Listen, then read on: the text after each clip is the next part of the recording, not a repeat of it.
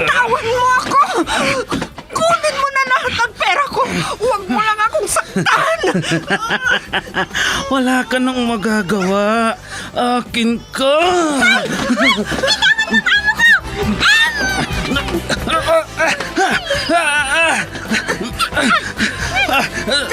Sino kang pumulupot sa likod ko? Bumaba ka dyan.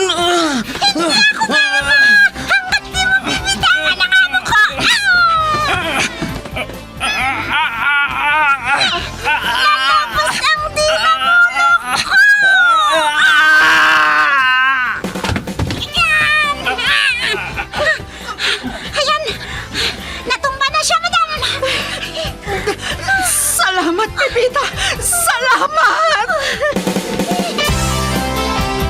Super Pipita, ang balikbayan na OFW, survivor mula Iraq, palaban sa hirap at nakahandang magsakripisyo sa ikabubuti ng karamihan, kabilang sa mga naturingang bagong bayani ng bansa. Super Pipita, isang dula na kung saan inyong mapapakinggan ang iba't ibang pakikipagsapalaran ng isang OFW. Super Pipita, mula sa Lovelet Artist and Talent Center Drama Productions, handog sa inyo ng #1 and most trusted radio network in the country, Bombo Radio Philippines. Basta Radio Bombo.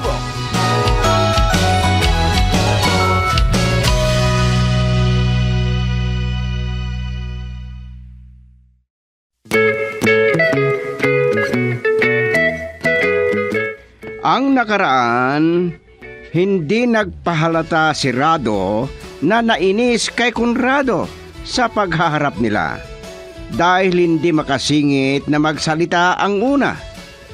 Hanggang dumating ang araw ng kasal ng dalawang nagmamahalan. Hindi naman nagpahuli si Rado. Nangako na grande ang magiging kasal ng dalawa.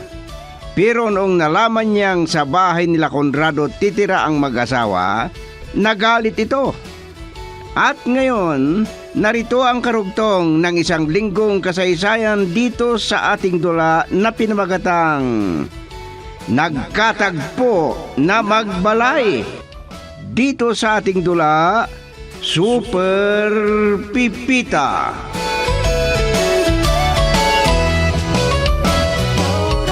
Bakit pumayag ka, Gomer, na doon kayo titira sa bahay nila Hanilet? Huwag niyo sanang gawing komplikado ang lahat, Daddy. Pwede namang palitan. Mayaman tayo. Malaki ang bahay natin. Dad, may sasabihin na sana ako sa inyo.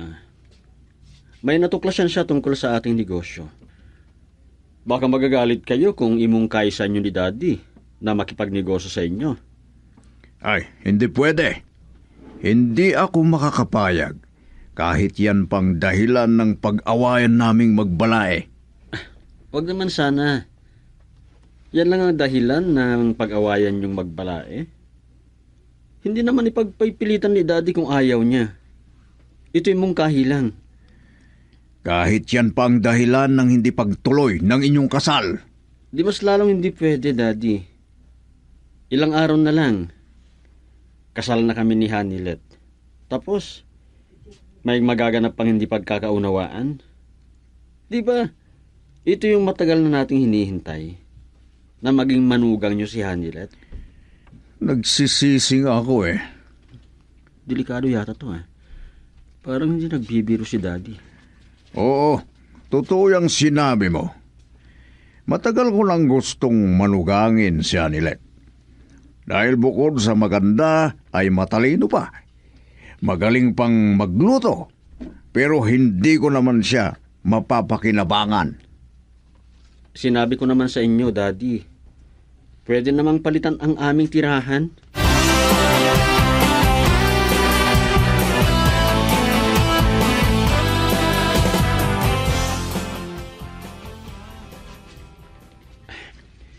Yan ang problema ko, Hanilet. Ayaw ni Daddy na doon tayo titira sa inyo. Hindi daw magandang tignan. Kasi ako daw yung lalaki. Pero tapos na ang usapan. Alangan na yan ang dahilan ng hindi pagtuloy ng ating kasal. Sinabi ko lang naman kay Daddy na mungkahi lang ni Daddy yon. Yung pagsosyo sa negosyo natin.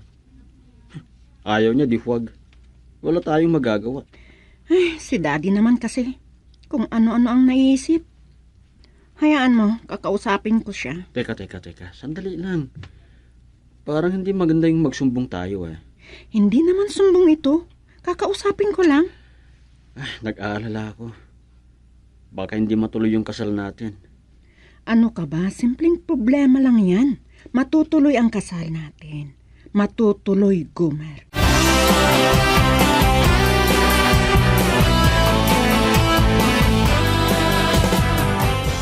Ilang araw na lang pala, madam. Ikakasal na kayo ni sir. Binabati ko kayo. Sana maging masaya ang pagsasama ninyo. Maraming salamat, Manang Pipita. Hindi ka ba naiinggit? Ikakasal na ako. Hindi ka pa ikakasal? Ha? Makakagulat naman, madam. Mabuti na lang wala akong high blood. Ay, sakit sa puso. Palabiro ka din pala, Manang Pipita. Manang Pipita? Tatanungin nga kita. Halimbawang lilipat ako sa bahay nila Gomer. Gusto mong sumama sa akin? Ha? Pwede rin naman. Basta payagan ako ni Sir Conrado. Ako nang bahala kay Daddy, Manang Pipita.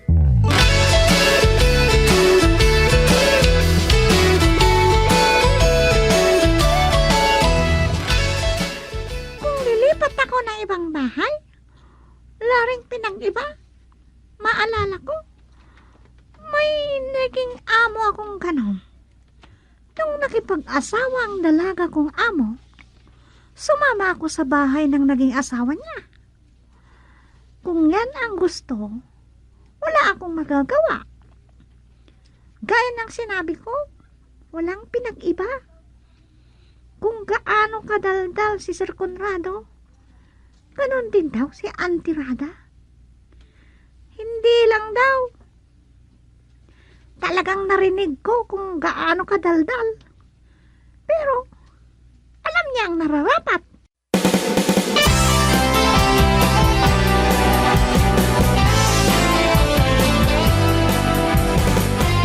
Sa wakas, natapos na rin ang ating kasal. Mag-asawa na tayo. Walang labis, walang kulang. Mahal na mahal kita, Hanilet. Mahal na mahal din kita, Gomer. Hindi ko masukat ang aking kaligayahan. Oo. Baka makalimutan yung nandito kami sa loob ng simbahan. Binabati ko kayo, mga anak. Sana sa lalong madaling panahon ay magkakaroon na kayo ng anak. Damihan nyo, ha? At huwag kayong mag-aaway. Ikaw talaga, Balay. Kung sa akin sila titira, ayaw ko silang mag-away. Bago kami mag-honeymoon, picture muna tayo. Magtabi pa kayong magbalae. Susunod ang mga ninong at ninang. Ako munang magpapapicture sa inyo, Gomer. Sige balae, pagbibigyan kita. Pagkatapos nitong picture taking, pupunta na tayo sa reception. At doon natin ipagpatuloy ang kasiyahan. Si Daddy talaga. Parang siyang excited.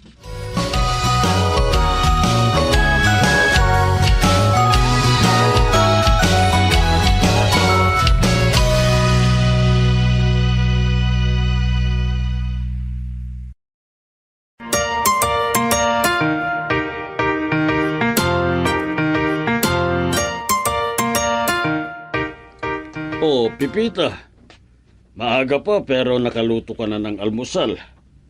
Hindi ka ba napagod kahapon? Wala naman gaanong trabaho, sir. Nakaupo lang ako habang pinapanood ko ang kasayahan nila Sir Gomer at Madam Hanilet. Ako din nakaramdam ng pagod. Pero masaya naman kami ni Balae.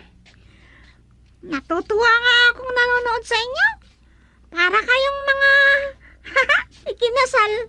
Oo, ganyan talaga kami. Very close. Ipagtimpla mo nga ako ng kape, Pipita. Sandali po. Nagkakatuwaan yata kayo ni Manang Pipita, Daddy. Madam, gising na rin pala kayo? Pinag-uusapan nga namin yung naganap na kasal nyo kahapon. Biniro ko si Pipita. Sinabi ko kasi sa kanya na nakakaingit kayo. Sabi ba naman, pwede ba daw akong pag-asawa? Kayo talaga, Daddy. Bakit gusto niyo pang mag-asawa? Baka magkaedad lang ang anak ko sa magiging anak niyo sa asawa niyo. Pilya ka din, ana. Siya nga pala, talaga bang hindi kayo mag-honeymoon? Kahit hindi na, tinan lang natin. Malay niyo, baka magbago ang isip namin ni Gomer.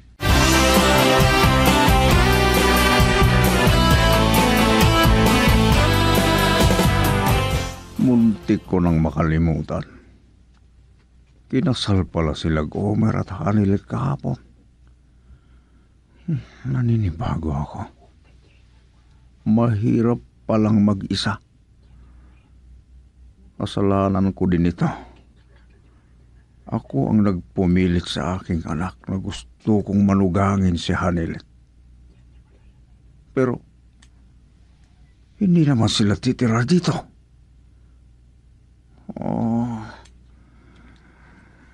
Ang hirap palang mag-isa.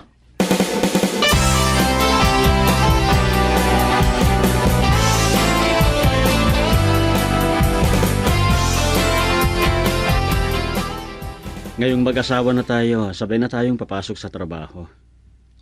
Ako ang magiging driver at bodyguard mo. Sayang ang kotse ko. Hindi ko na magagamit. Hindi sayang yan. Kasi palitan lang gagamitin.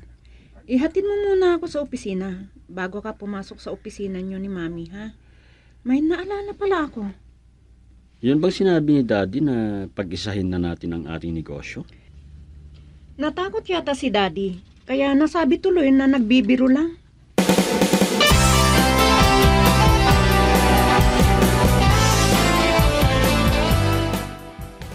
Daddy, kumusta na kayo? Wala pa ba si Gomer? Umalis din agad paghatid sa akin. Nandito na kanina pa. Pumasok na sa kanyang opisina. Kinausap lang niya akong saglit. Boring ako eh. Ganyan lang yan, pero masasanay din kayo. Hindi ko lang alam. Kahit palagi kong nakikita si Gomer dito sa opisina, okay lang. Baka pwede mo akong puntahan dito sa opisina mamaya. Pwede. Hindi bale. Susunduin naman ako ni Gomer dito. Magpapahatid ako dyan. Salamat, Iha. Sinasabi ko na nga eh. Mas madali kang kausap. Sige, bye. Talagang madali lang akong kausap. Pero, teka. Parang iba ang ibig sabihin ni Daddy.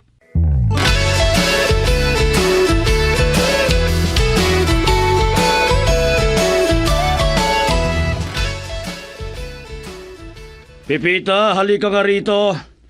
Opo, sir. Nandiyan na po. Hindi pa ba tumawag sa'yo si Hanilet? Pasado 5:00 na.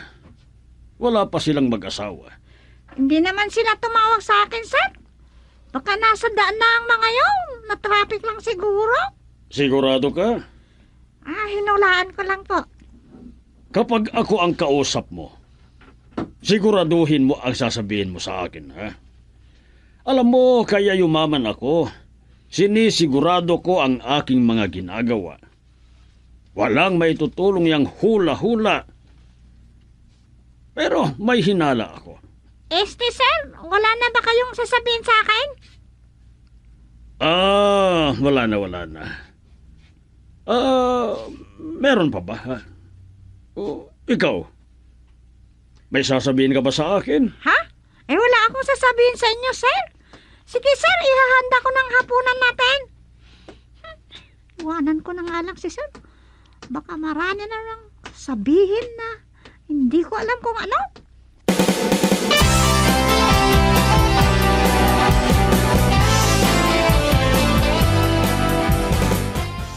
Salamat at pinagbigyan mo ang aking kahilingan, Hanilet. Miss ko na kayo, sobra. Ang bait mong manugang kasi.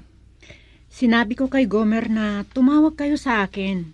Kaya sinabi na pagbigyan namin kayo. Ilang araw lang ang nakalipas mula nung kinasal kami ni Hanilet.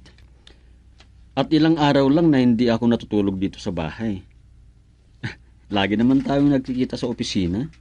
Ang dami mo pang sinasabi. Matatawa ako sa inyo. Kung ganun, Daddy, nagmana ako sa inyo. Oh, kung nakaluto na kayo, kain na tayo. Hinihintay ko nga kayo eh. Hanilet, baka gusto mong ipagluto ako. Masarap kasi ang luto mo. Pwede naman, Daddy. Dahil nandito rin lang kayo, samahan niyo nga ako. Dito na kayo maghapunan at dito na rin kayo matulog. Unlimited, Daddy, ah. Huwag ka nang kumontra, iho. Walang problema kay Hanilet. Basta mabait siyang manugang.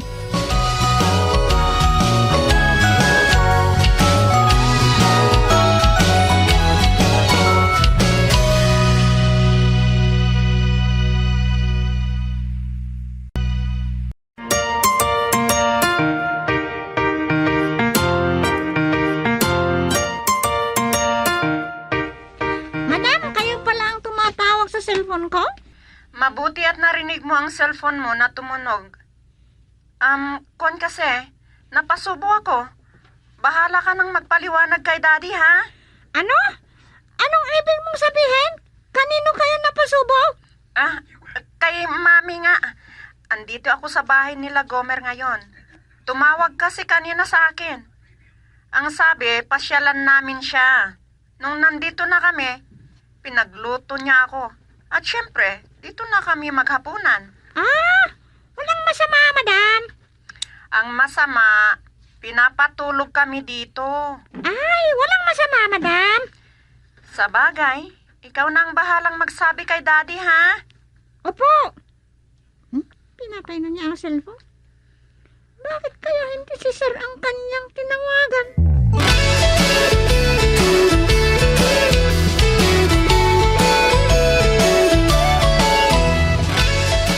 Akala mo hindi ko narinig na may kausap ka sa cellphone? Sino yung tumawag? Si Madam Hanilet, sir. Totoo ba ang sinasabi mo? Baka nang huhulo ka lang, Ay, Pipita. hindi po, sir. Binibiro niya naman ako. Hindi ako nagbibiro. Bakit nga pala tinawagan ka, ha? Mag-overtime ba si Gomer? Bakit dinamay ba ang aking anak? Ako sanang tinawagan para nasundo siya sa opisina. O nasiraan bang sasakyan niya, ganon? Sir, napasubaw. Nasa bahay sila ng balain niyo. O bakit nandun sila?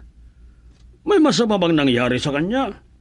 Pinasyal daw ng mag-asawa ang balain niyo. Kasi tinawagan siya ni Madam. Noong nasa opisina pa lang. At nagpaluto kay Madam. Doon sila makahapunan. At doon na rin sila matutulog na mag-asawa sa bahay ng balain niyo. Nahawa ka na yata sa amin ng balai ko na kung magsalita, maraming sinasabi. Ha? Isa-isahin mo para maintindihan ko. Kasi po, sir, nagtatanong kayo kung ano ang napag-usapan namin ni Madam Hanilet. O kahit kailan kontrabida talaga yung balai ko na yon. Tapos na yung kasunduan namin. Nasa akin titira ang mag-asawa. Tapos ngayon, gusto niya yatang mag-away kaming dalawa. Sir? Ops, huwag mo akong titigan ng ganyan, Pipita. Muntik ko nang makalimutan na lalaki ako, ha? Ha? Sir, hindi ba sir? Bukas nandito na sila. Naguguluhan ako. Nandito na sila bukas, sir. Talagang galit ako sa nalaman kong yan. Sige, kumuha ka ng alak at samahan mo akong uminom. Ha? Magluto ka ng masarap na pulutan. Tignan ko nga kung gaano kagaling magluto ng pulutan. Sir. Ano po? Ano? Saan ako kukuha ng alak, sir? Wala namang alak dito sa bahay ninyo. Ah, Wala ako makita. oo nga pala, no. Sige, samahan mo akong bumili. Anong oras na ba? Ay, para yung lang. Gusto lang maglasing. Ano ba yan? Ay, sandali. Si Remedyo itong tumatawag. Hello? Ano? May pupuntahan tayo bukas ng umaga. Anong oras? Alas 5. Ang aga naman. Sige. Matutulog na ako kung ganon. Bye. Ay, ano ba yan? Iniwanan na lang ako basta. Nakalimutan na yung sinasabi niya na bibili kami ng alak.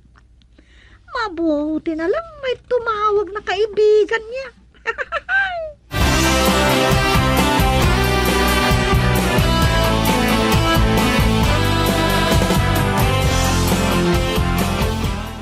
Kunin ko na sana ang cellphone ko na nagre-ring. Si Kamuto. Hello? Hello? Katatapos mo lang yatang magtrabaho Oo. Muntik na makalimutan ni Sir Conrado ang maghapunan. Ay, ganun ba? May taong malimutan ng kumain? Negosyante ba nga mo? Oo. Negosyante sila.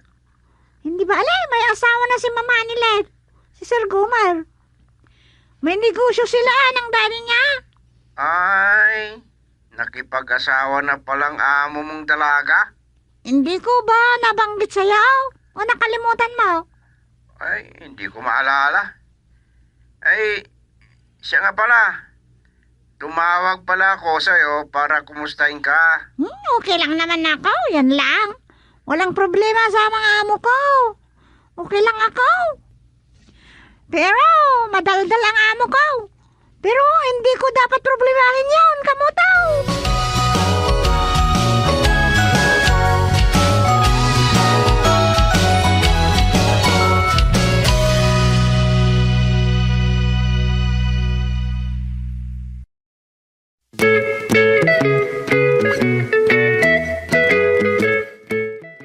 Ano pa ang mga susunod na mangyayari? Mga kaibigan, pakinggan bukas ang karugtong ng isang linggong kasaysayan na ating pinamagatang Nagkatagpong Magbalay. Dito sa ating dula, Super Pipita. Mula sa panulat ni Delfin Dumayas at sa direksyon Leti Astudillo Aquino. Handog sa inyo ng number 1 and most trusted radio network in the country. Bombo Radio Philippines. Basta Radio. Bombo.